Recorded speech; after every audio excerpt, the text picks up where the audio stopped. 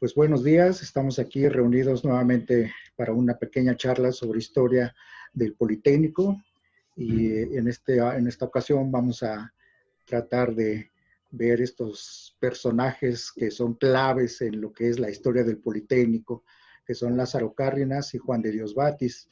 Entonces, para platicar con nosotros, pues tenemos presentes a los profesores Silvia García, Mónica Mejía y Tomás Rivas, ¿okay? Que ellos son profesores, investigadores del Politécnico.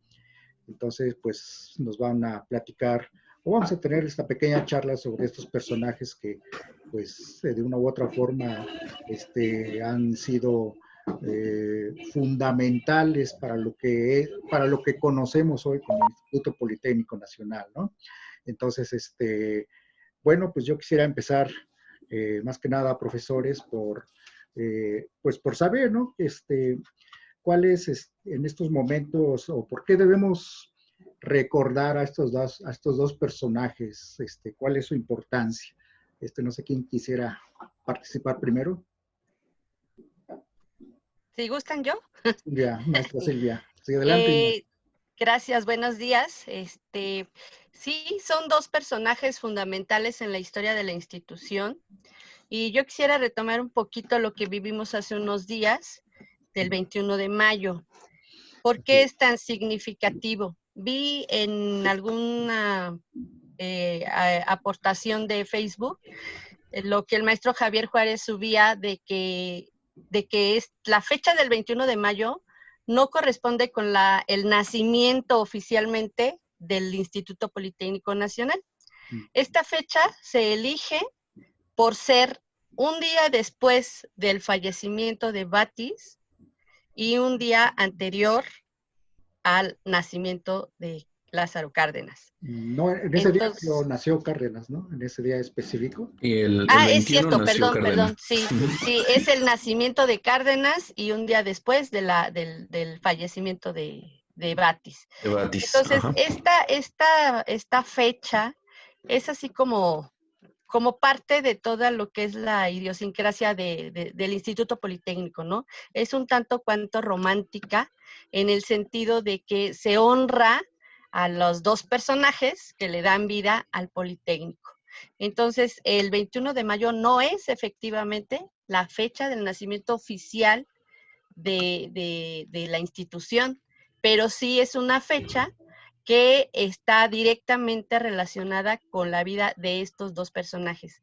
Cárdenas, siendo presidente de la República, estaba en el poder y se apoya en Batis, que en ese momento era jefe por segunda ocasión, jefe del Departamento de Enseñanza Técnica. Entonces, ambos se dan a la tarea de construir, de levantar al Instituto Politécnico Nacional. Y yo siempre he dicho que, por ejemplo, Batis fue el hacedor de la obra, porque Batis andaba en la obra, estaba dirigiendo con los muchachos, platicaba con los muchachos, platicaba con los profesores, y a él le corresponde, como decimos en México, ¿no? Hacer talacha para que el Politécnico fuera posible. Entonces, sí, definitivamente yo creo que ambos son los padres del Instituto Politécnico Nacional. Ahondando en lo que comenta Silvia, los dos, Batis y Cárdenas, son figuras fundamentales. Claro, hay alrededor de ellos más personas que contribuyen con ideas, con aportaciones para establecer el Politécnico, pero quienes llevan, digamos, el peso van a ser Batis y Cárdenas como presidente que lo autoriza y bueno, y Batis quien es el que ejecuta la obra, como señala Silvia. De hecho, hay una anécdota muy curiosa. Cuando se están construyendo los edificios ahí en Santo Tomás, en ese momento Batis era senador de la República y estaba al frente del DETIC.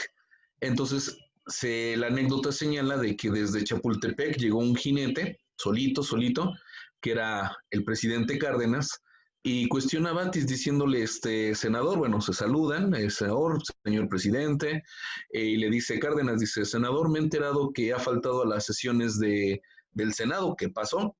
Y a lo que Batis le contestó, pues señor presidente, sí he faltado, porque allá senadores sobran y aquí faltan manos. Como bien señala Silvia, era quien estaba pues trabajando desde picando piedra, pegando tabique y demás. Esa labor la desarrolló Batis físicamente y también le tocó a él estructurar todos los planes y programas que van a dar este sustento al Politécnico. Y ya que hablamos de anécdotas, porque a mí esto de la historia me encanta por los rasgos humanos que también intervienen en estos procesos. Entonces, hablando de anécdotas, se supone que Batis, en el momento en que deciden delimitar la zona de Santo Tomás para hacer la parte del Instituto Politécnico Nacional, Batis se arremanga las mangas de la camisa. Y entonces él es el que anda con los chavos, delimitando, él es el que platica con ellos, él es el que platica con Salvador, el del estadio, Salvador Camino Díaz. Camino Díaz, y él tuvo una cercanía muy, muy, muy próxima a los alumnos. Hay muchos chavos de aquella época que lo conocieron directamente y que trabajaron con él y que compartieron con él lo que era la ideología, lo que era la misión que iba a tener el Instituto Politécnico para la educación técnica de nuestro país. Y sí está... No, pero nada más para contextualizar un poquito las anécdotas que nos cuentan, recordemos que el ITI es el Instituto Técnico Industrial, aquella escuela que fue antecedente de lo que hoy conocemos como Politécnico y que estaba situada en el casco de Santo Tomás, ¿no? Entonces, y ahí es donde empezó Batis, digamos, a tener esta relación con los alumnos, con la infraestructura que empezó a crear, ¿no? En esos terrenos y todas las escuelas que ahí estaban, ¿no? Precisamente el ITI, ¿qué era lo que estaba alrededor de ellos? Para que, digamos, Batis fuera de los que pensaran en un plan de reunir a todas las escuelas técnicas que había en aquel entonces. ¿Cuál visión tuvo? ¿Por qué se le ocurrió, digamos, al ingeniero Batis hacer esto, no? Bueno, para empezar, el ITI se construye por ahí de 1924. Originalmente iba a ser una escuela de ferrocarrileros, pero por problemas con el sindicato se desecha esta idea y se retoma la idea de cuando era presidente Álvaro Obregón, ya casi a su término de periodo, que era de 4 años, y se decide crear este Instituto Técnico Industrial, donde se empezaban a enseñar lo que eran las carreras modernas, como por ejemplo mecánica, electricidad, obviamente se retoma lo que era carpintería, lo que era herrería, etcétera. Y el gobierno, cuando Vasconcelos era el secretario de Educación, en el 22, recién creada la Secretaría de Educación Pública, le dona estos terrenos a Batis para que ahí se establezca el ITI. ¿Sí? Y bueno, lo que era la Escuela de Ferrocarrileros, que después va a ser el ITI. A Wilfrido Massieu. Ajá, Wilfrido Massieu se los dona, bueno, Vasconcelos, es el que le entrega estos terrenos. Y se empieza a construir con esta visión de acercar la educación técnica a aquellos sectores que eran menos favorecidos. Y esta continuación se va a tener a lo largo de todo este periodo. Por ejemplo, ya en el 33, con el plan sexenal, ya ahí se establece la creación de una escuela de nivel técnico o politécnico para que abarcara desde lo más elemental, o sea, desde los primeros años de formación de los chicos, hasta ya el nivel universitario. Y es parte de lo que le va a dar sentido al Politécnico, para que se vaya estableciendo el instituto. Y bueno, también otra anécdota de Calzada de los Gallos a Avenida México-Tacuba, esa parte del circuito interior se llamaba precisamente Instituto Técnico Industrial. Y ahora con esto de que es circuito bicentenario se le cambió, pero ese tramo era, así se llamaba, Instituto Técnico Industrial. Bueno, de hecho todavía tenemos la señalización que todavía dice, ¿no? ITI, Instituto Técnico Industrial. Maestra Silvia. Sí, sí, también comentar en esta última parte, efectivamente la lateral del circuito se llama Instituto Técnico Industrial. Y bueno, retomando un poco, volviendo un poco a las observaciones que nos hacía profesor Javier, recordemos que el proyecto del Instituto Politécnico Nacional se consensa por un grupo de intelectuales, que es el Consejo Técnico creado por Batis, y que se encarga de organizar la estructura del instituto, los planes y programas, el funcionamiento, la administración, etcétera. Entonces, ahí es donde se decide que el Politécnico tendría que llevar educación a nivel de secundaria, digamos, la secundaria técnica, que son las prevos, a nivel medio superior, que serían las vocacionales, y a nivel superior. ¿Y cómo dar satisfacción a estos niveles? Bueno, pues el instituto se integra con escuelas que ya existían y se crean nuevas escuelas. Entonces, el ITI es la piedra angular sobre la que se funda el nivel medio superior, es decir, las vocacionales. De hecho, el ITI se retoma como la principal organización o la principal escuela educativa de carácter técnico para crear y asentar así ese nivel medio, pero no es el único. Obviamente, como ellos ya trabajaban diferentes carreras técnicas en las que los chavos egresaban como técnicos profesionales o técnicos especializados, eso da pie a que se funden entonces la vocacional número 1. ¿Estoy bien, profesor Tomás? Es la vocacional número 1, la que se origina en el ITI. Y bueno, sí. También ahí ya se unen otras escuelas que cambian su nombre, como la Lerdo de Tejada, como la de constructores, me parece. Bueno, los datos históricos los tiene más ubicados el profesor Tomás, pero el ITI sí efectivamente juega un papel muy importante, y estuvo comandado todo el tiempo que existió por Wilfrido Massieu. Por eso también don Wilfrido Massieu se une a este grupo de fundadores del Politécnico.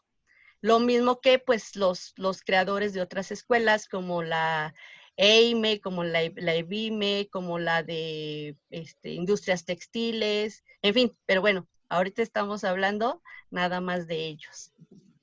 Sí, así es, y sí, efectivamente, el ITI va a ser esta piedra angular, como bien señala Silvia, que nos permite establecer lo que va a ser el sistema vocacional y también prevocacional, que sería el equivalente a las secundarias. Y ahí precisamente en Santo Tomás, el edificio que conocemos como el Cuadrilátero, ahí va a estar, cuando nace el Politécnico, ahí va a estar la Prevo 1, la Vocacional 1, y también dentro de las instalaciones que se construyen van a estar otras de las escuelas ya de nivel superior que se van a presentar ahí en el instituto. Retomando un poco a la figura de Batis y Cárdenas, ellos siempre fueron reconocidos por la misma comunidad, principalmente con Wilfrido Massieu y con Gonzalo Vázquez Vela, que era el secretario de Educación, siempre fueron reconocidos como los fundadores del instituto. Entonces, como señalaba un poco al principio la maestra Silvia, no es gratis que se haya decidido tomar esta fecha del 21 de mayo para conmemorar a estos dos personajes que fueron fundamentales para la vida del Politécnico, ¿no? Bien, maestros. Muy bien, maestros. Bueno, y a todo esto, y bajo el tema que estamos tratando, Lázaro Cárdenas, el presidente en aquel entonces, en 1936, ¿cómo fue que retoma o se le ocurre precisamente hacer este proyecto, ¿no? Para reafirmar o apoyar a las clases más necesitadas, para poder hacer esto real, ¿no? Ahora sí que para traer a la realidad este proyecto del Politécnico. ¿En qué momento entra Lázaro Cárdenas? Sí, Tomás, Silvia. ¿Silvia? ¿Silvia? Ok, sí.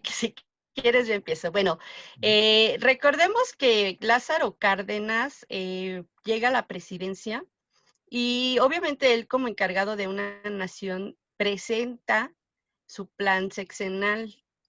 Entonces, el proyecto del instituto, si bien se reconoce la fecha del 36 como el año en que se funda el instituto, el proyecto empieza desde el 32, me parece, quizás desde antes, ¿no? Desde Palavicini y todos estos personajes.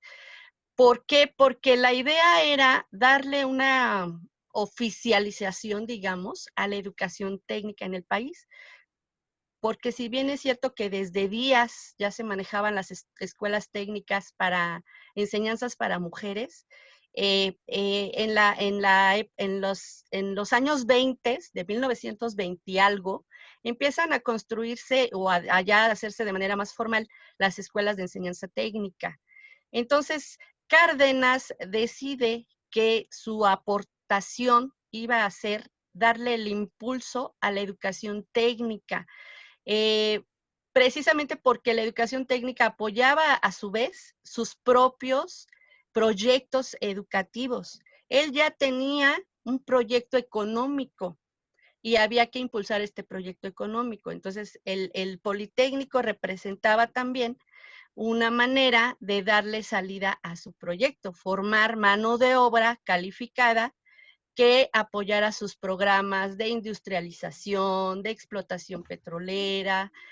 Entonces ahí Batis juega un papel muy importante porque él, al concentrar todas las escuelas técnicas y darles una salida a través de una sola institución, pues de alguna manera se estaban poniendo en práctica estas ideas de preparar técnicos de buen nivel académico, de buena formación, que dieran respuesta a las necesidades que se estaban presentando en la sociedad mexicana, dado que Cárdenas estaba transformando el país, industrializándolo. Entonces se necesitaba esa mano de obra calificada. Sí, y también recordemos que Cárdenas, antes de ser presidente de la República, fue gobernador de Michoacán. Y ahí en Michoacán también desarrolló mucho de esta política en favor de las clases menos favorecidas, que era una exigencia de los ideales de la revolución, que se habían ido retrasando por diferentes circunstancias, ¿no? Recordemos el artículo 3º constitucional que hablaba de la gratuidad de la educación, de la obligatoriedad, de la laicidad en la misma educación, y cómo en esos años 20, como bien señala Silvia, se fueron dando diversos intentos por amalgamar todas estas escuelas y poder crear un proyecto único de educación técnica, que era lo que le hacía falta al país. Ya en los años 32 más o menos, cuando Narciso Basols es secretario de Educación y Luis Enrique Erro es el jefe del DETIC, se establece el proyecto de la escuela preparatoria técnica, que no logra cuajar, pero de ahí se toman los antecedentes para trabajar el proyecto del Politécnico. Ya en esa etapa, en más o menos 31, 32, también Batis ya había estado al frente del DETIC y retoma estas ideas posteriormente y empieza a amalgamar estas escuelas. Y Cárdenas, obviamente, sabiendo la necesidad que se tenía de industrializar el país, de generar técnicos, pues es el que va a dar todo el apoyo para que este proyecto logre consolidarse. Recordemos que una de las escuelas técnicas también de nivel vocacional y prevocacional con las que nace el Politécnico va a estar precisamente en Jiquilpan, en Michoacán, la tierra donde nació Cárdenas, que eso es parte de todo este proyecto que te habla también de que Cárdenas era un estadista y él estaba viendo realmente por consolidar las instituciones que le iban a dar le iban a dar vida a todo este sistema político mexicano. Muy bien. Y yo también agregaría aquí que efectivamente Cárdenas era un estadista y supo rodearse de personajes muy importantes. Aquí también yo me atrevería a mencionar a Gonzalo Vázquez Vela. Gonzalo Vázquez Vela, que venía de ser gobernador de Veracruz, secretario de Educación en Veracruz, él también trae mucho de estas ideas de escuelas técnicas, de escuela de buen nivel educativo, pero accesible para las clases más desprotegidas. Entonces, yo creo que aquí se reúnen los intelectuales, la gente que estaba deseosa de cambiar la situación y apoyar a los hijos de campesinos, de obreros, de maestros, de comerciantes, que difícilmente tendrían acceso a una educación de nivel superior, ya fuera en la UNAM o en alguna otra institución, pues mucho menos privada, ¿no? Entonces, sí se da la confluencia de estos personajes para llevar a cabo este propósito. Y definitivamente el liderazgo que ejerce Batis es muy importante para que se cuaje el proyecto, para que se consolide y de los frutos que conocemos, ¿no? Obviamente Cárdenas no se podía poner al frente, tenía que dirigir una nación, pero pues esta mancuerna fue muy, muy fuerte, muy estrecha y se logró el propósito de fundar al Instituto Politécnico Nacional.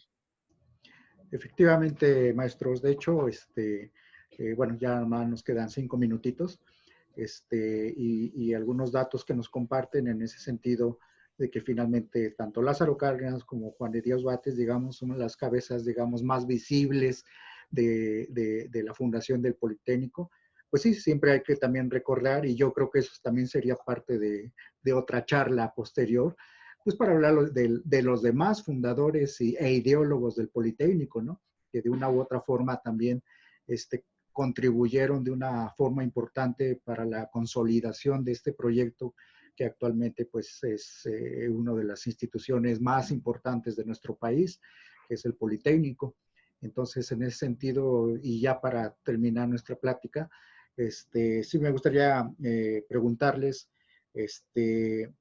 hizo maestra Mónica, a ver si nos puede aportar nada más una última opinión en cuanto a qué enseñanza nos deja el ejemplo de estas personas, en particular de estos dos personajes, para las generaciones futuras del Politécnico. ¿Qué es lo que quizás podamos rescatar y sobre todo tener esa visión en el futuro?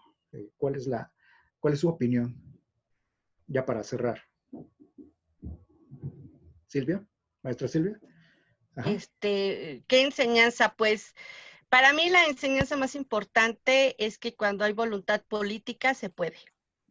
Cárdenas tenía un proyecto muy, muy, muy ambicioso de nación desde ahí. Y bueno, yo me quedo con esa tesis de que el Politécnico fue su pieza más importante en términos de educación. Él tuvo la convicción o la visión, o como le quieran llamar, para crear el Instituto Politécnico. Y lo que a mí más me gusta es que la gente que lo rodeaba también tenía esa misma visión, compartían el interés por formar una institución de carácter público que satisfaciera las necesidades educativas y tecnológicas que en ese momento eran tan importantes para el desarrollo del proyecto que Cárdenas tenía como nación para México, ¿no? Muy bien. Muchas gracias, maestro Tomás.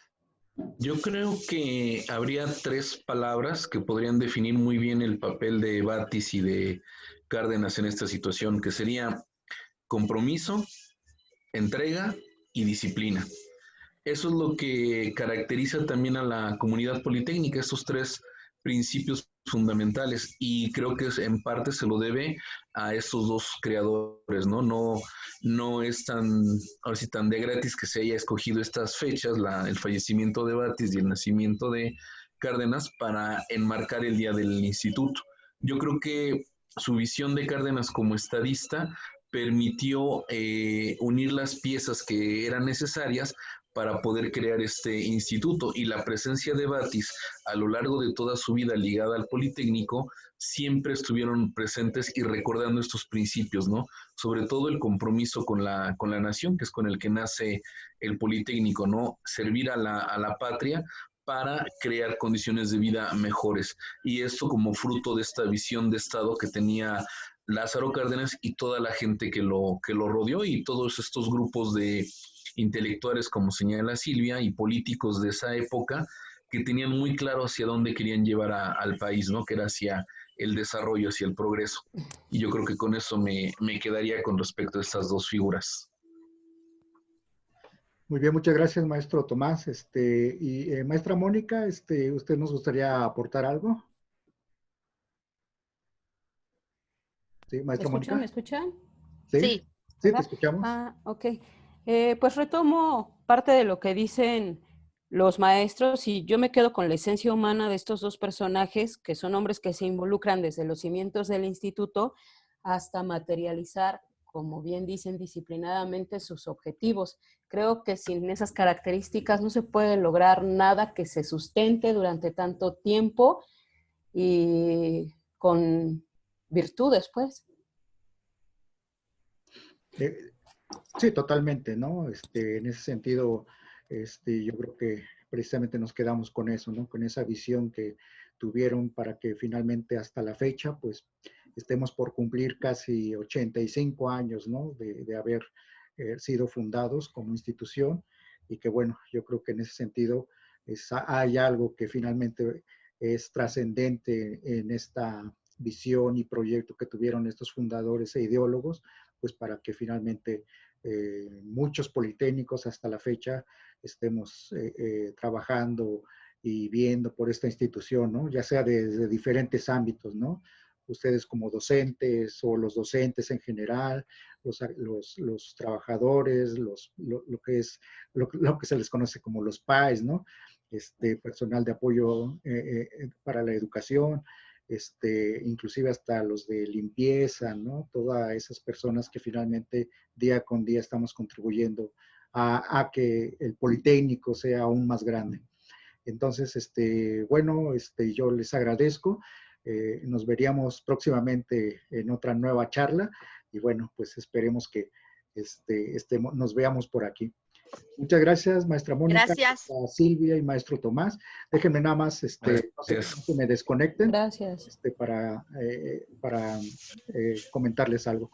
Pero bueno, mientras al público conocedor lo despedimos y próximamente los volveremos a invitar a ver otra de estas charlas. Muchas gracias. Gracias. Gracias.